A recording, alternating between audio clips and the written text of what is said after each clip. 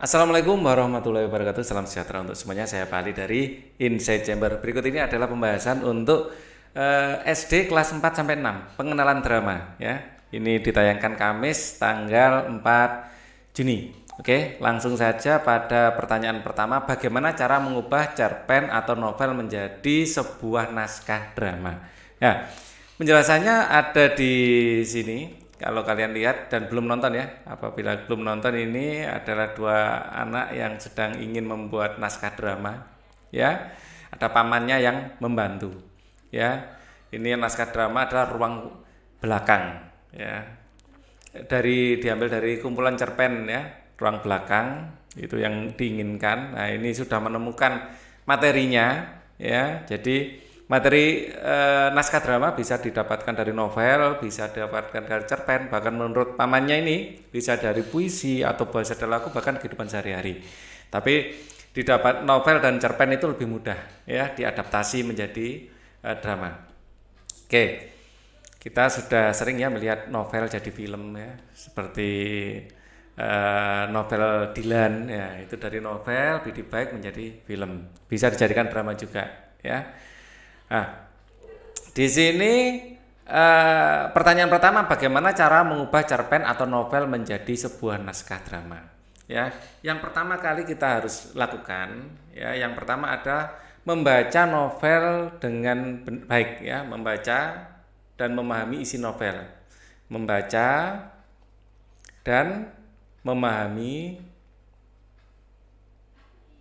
isi novel ya atau cerpen ya atau cerpen ya. Setelah kita membaca dan memahami ya, nomor dua kita harus menentukan tokoh-tokoh yang akan dibuatkan dialognya ya. Kita harus paham tokoh ya, paham atau menentukan ya tokoh-tokoh ya, karakter tokoh ya, memahami karakter tokoh karena karakter tokoh ini ya, pilihan kata yang kita gunakan, misalnya tokoh ada protagonis, ada antagonis ya. Di dalam tokoh protagonis tentu saja pilihan kata yang kita gunakan dalam membuat dialog ini adalah kata-kata yang baik ya, kata-kata yang cenderung baik, kata-kata baik, menunjukkan biasanya sabar atau sesuai dengan karakter ya. Selain tokoh, karakter juga ya, karakter pemarah, karakternya pemaaf. Nah, apalagi antagonis biasanya pemarah ini ya. Nah, kata-katanya biasanya kasar, kata-kata kasar ya. Ini kita memahami. Jadi waktu membuat kalimat, misalnya tokohnya anak-anak, jangan kata-katanya menjadi kayak kalimatnya orang dewasa ya, seperti anak-anak, nggak mau ya, seperti itu ya. Kalau bapak bilang begitu ya, untuk tokoh bapak gitu nggak cocok ya, kecuali dia sakit mental kan gitu ya. Jadi benar-benar kita pahami karakternya dari tokoh yang terlibat, memahami karakter tokoh yang terlibat di drama ya, yang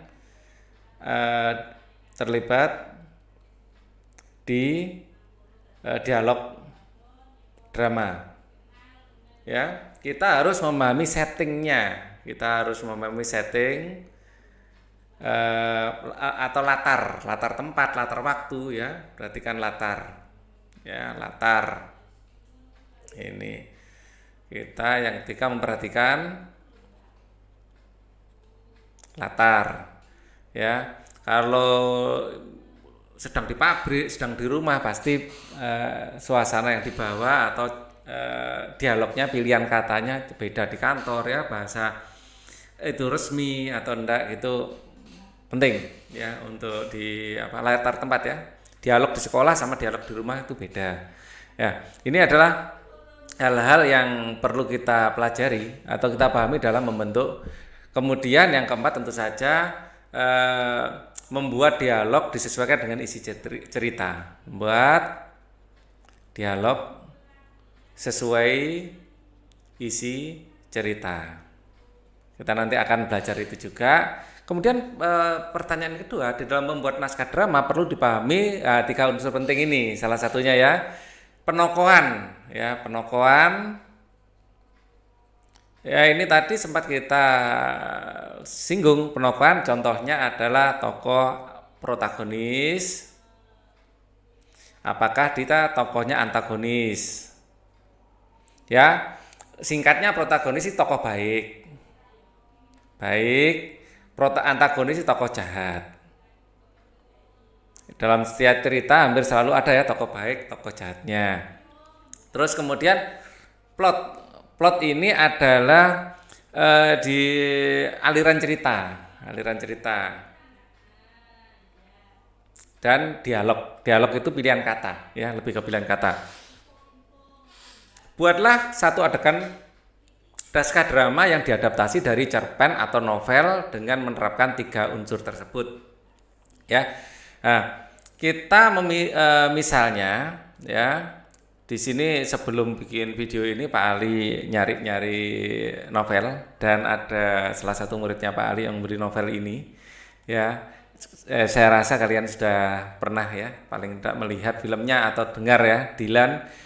Dia adalah Dilanku tahun 90. Kita akan ambil salah satu halaman di awal-awal. Coba dari novel ini kita akan buat dialognya.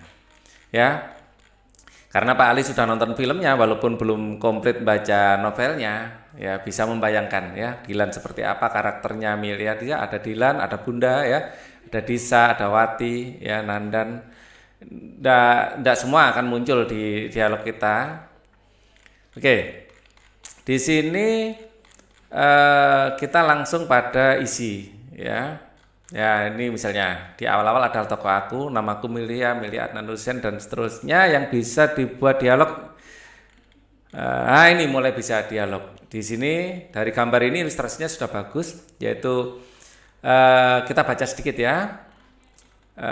Ibuku meski ini menceritakan ibuku namanya Marisa. Sampai sini ibuku meski waktu itu masih remaja tapi sudah bermain musik sama orang-orang yang sudah tua dan keren seperti Uwak Gito Rolis, Kang Deddy Stanza juga dengan Kang Hari Rusli. Yang waktu itu bikin kelompok musik geng Hari Rusli ini bisa kita jadikan sebuah dialog kata-kata seperti ini dan kata ibu mereka semua adalah gurunya. Ya. Nah, ini hal penting ya. Nanti bisa kita angkat di dialog. Menurutku dia punya suara bagus, sepanjang waktu selalu nyanyi untuk bersenandung di mana saja, terutama di kamar mandi dan dapur ketika masak, dan juga bermain gitar setelah bernyanyi di ruang tamu dan menyebut nama Bee Gees ketika kutanya lagu siapa itu. Ini judulnya I Started a Joke, jawab ibu. Bagus, aku suka. Oke. Jadi kita bisa membuat dialog yang diadaptasi dari novel tersebut. Misalnya dialognya seperti ini ya, kita lihat di situ tadi dari gambarnya jelas suasana ruang tamu dan lagi santai. Tentu saja pilihan kata yang kita gunakan adalah yang santai ya, misalnya seperti ini. Dimulai dari di situ ada mama ya, mama bilang ya, mama sedang nyanyi mungkin ya di I Started a Joke. Joke ini lirik lagu ya, I started a joke ya, sambil memetik gitar. Dikasih keterangan memetik gitar. Kemudian adiknya Meilea namanya Airin.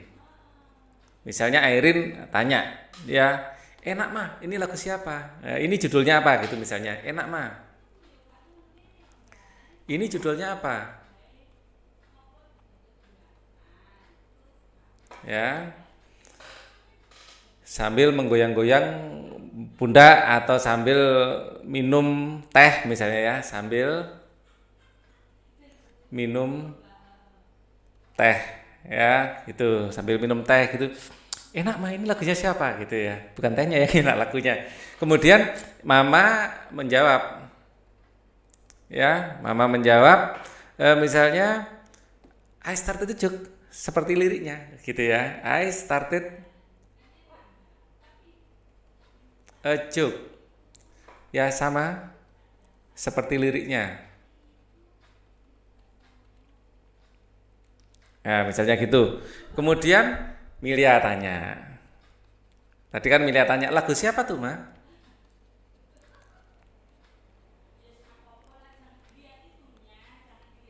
Lagu siapa itu, Ma? Nah, gitu ya. Terus kemudian Mama menjawab sesuai dengan di sini juga sesuai dengan yang ada di sini ya. Ini judulnya S1 itu jawab Ibu, bagus aku suka ya. Ketika aku tanya lagi siapa itu ya. Oke. Jadi disesuaikan dengan novel aslinya, nah, kita bikin dialognya. Ya, Bijis jawab Mama. Jawab Mama singkat. Ya, di sela menyanyikan lagu gitu ya. Jadi sambil nyanyi ya, sambil menjawab menyanyikan lagu. Ya, jadi tetap bernyanyi tapi jawab bijis gitu. Ya, kita lanjutkan. Misalnya Airin tanya, ajarin dong Ma. Nah, kalian bisa melanjutkan sendiri. Ya, misalnya Mama jawab, kamu mau? Sambil berhenti bernyanyi. Lea, ya mengambil Milia, Lea ya, ambil buku, misalnya buku merah di rak buku Mama. Ya, misalnya itu. Di situ ada lirik dan kuncinya. Di situ ada catatan liriknya. Karena setting di drama ini, setting Dilan itu adalah tahun 90-an, jangan menggunakan HP. Nah, handphone belum ada waktu itu. Ya, harus disesuaikan. Googling ki. Nggak boleh seperti itu ya. Nggak cocok dengan setting waktunya, ya. Dulu orang mencatat di buku, ya. Nah, dan seterusnya ya. Jadi ini adalah salah satu contoh kita membuat dialog, dikasih keterangan juga, dan ingat ya settingnya adalah di sini tahun 90-an ya, setting tahun 90-an ya, lebih tepatnya 91 kalau nggak 90. Nah, disitulah kita harus membayangkan zaman segitu itu apakah HP ada apa enggak, misalnya seperti itu. Terus kira-kira cara bercanda, kata-kata yang lagi ngetren waktu itu apa ya, kayak dulu kalian bisa browsing ya, kata-kata apa yang lagi ngetren ya, jangan menggunakan istilah-istilah yang sekarang, kurang cocok juga gitu ya. Oke, sekarang kita lanjutkan, mengapa setiap cerpen dan novel bisa diadaptasi menjadi naskah drama, jelaskan alasannya. Karena setiap cerpen dan novel, setiap cerpen dan novel itu sudah ada kayak alur ceritanya, sudah memiliki alur cerita, sehingga kita bisa mengembangkan, kita tinggal membuat dialognya, oke ya, sehingga kita tinggal membuat dialog sesuai dengan alur cerita dan karakter tokohnya.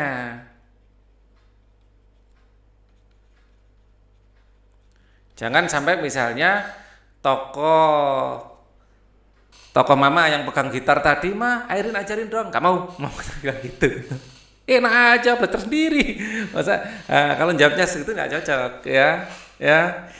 Kamu mau bayar berapa? Minta ajarin Mama, kayak gitu juga nggak cocok ya. Jadi nggak cocok dengan isi ceritanya, gitu ya. Nggak cocok bahwa Mama itu sangat menyayangi Milia dan Airin, misalnya seperti itu ya. Terus karakter Mama di situ itu seperti apa, ya. Cara bercandanya nggak sarkasme juga. Nah, itu penting untuk makanya di awal untuk membuat cerita itu penting untuk membaca isi dari keseluruhan novel, kita pahami benar karakternya. Ya, untuk membuat tuliskan watak dari setiap drama pada kisah pemulung dan penjual bakso. Nah, di sini di videonya di TVRI itu ada sebuah kisah pemulung dan penjual bakso. Nah, ini ya, ini adalah pemulung. Terus ini ada anak yang naik sepeda, ya, yang dompetnya hilang. Terus kemudian ada penjual bakso. Saya lihat ya, orangnya sama enggak ya? Mirip sekali, ya, dan penjual bakso. Oke, kalian bisa melihatnya di YouTube, sudah banyak yang upload, silakan. Nah, Pak Ali akan membantu menjawabnya. Tuliskan watak dari setiap tokoh pada kisah pemulung dan penjual bakso. Dari pemulung dulu. Pemulung sifatnya adalah jujur. Ya, di sini terlihat bahwa saat dia menemukan dompet, dia tidak mau langsung mengambil dompet itu sebagai miliknya. Dia malah kebingungan, lah ini dompetnya. Dia dengar Mbak, tadi aku menemukan dompet, ada tulisannya. Nah, ini artinya dia nggak mau mengambil barangnya sendiri. Ya, jadi dia itu jujur. Terus kemudian dia juga suka menolong. Dia juga tahu diri. Ya, sebelum itu tahu diri. Ya, tidak ingin menyusahkan orang lain. Tidak ingin menyusahkan orang. Ya, jadi dia begitu dikasih bakso terus ada banyak pelanggan, dia pindah duduknya enggak di sini lagi tapi di bawah.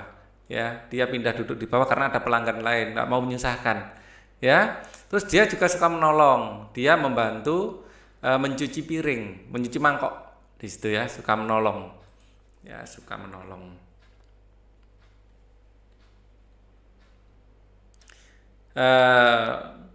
Terus kemudian ada anak ya, ada anak yang naik sepeda gitu aja ya, anak yang naik sepeda. Dia itu tidak tanggung jawab, tidak bertanggung jawab,